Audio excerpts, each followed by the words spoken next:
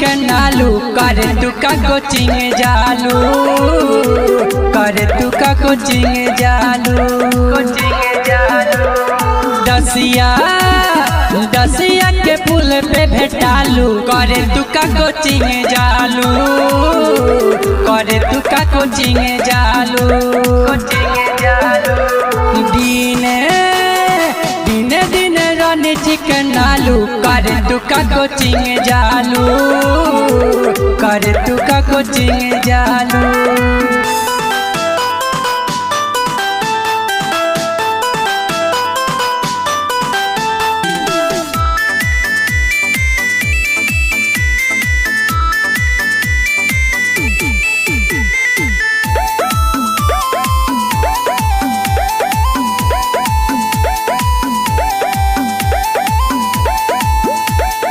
रुदौली बाजारिया में लफड़ा करवालू अखिया दबा के का तू झगड़ा करवालू मानिकचंद बाजारिया में हलफा मचवालू अखिया दबा के का तू झगड़ा करलू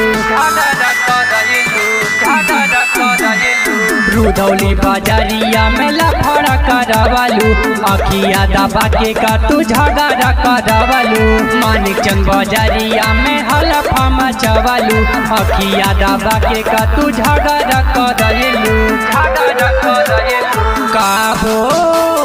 काबो तू नहरी में ढालू करे तू का कोचिंग जालू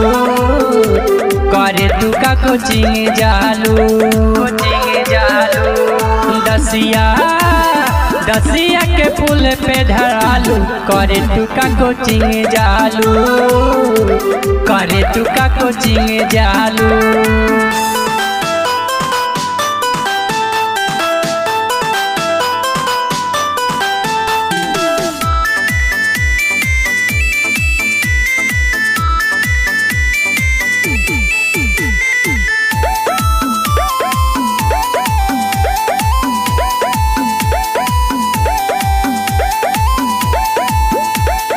नजरी में गढ़ल बारू दसिया के लोगन के छोड़ी न राजन तो के दहल ही चमसे नजरी में गढ़ल बारू दसिया के लोगन के छोड़ी न राकेश तो के दहल ही चमसे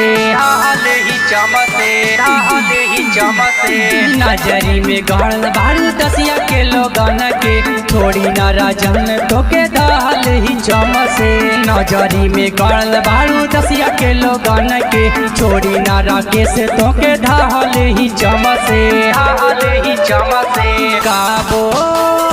काबो छनवतिया भेटालू करे तू का कोचिंग जालू करे तू का कोचिंग जालू दसिया के पुल पे धरालू करे तू का कोचिंग जालू करे तू का कोचिंग जालू।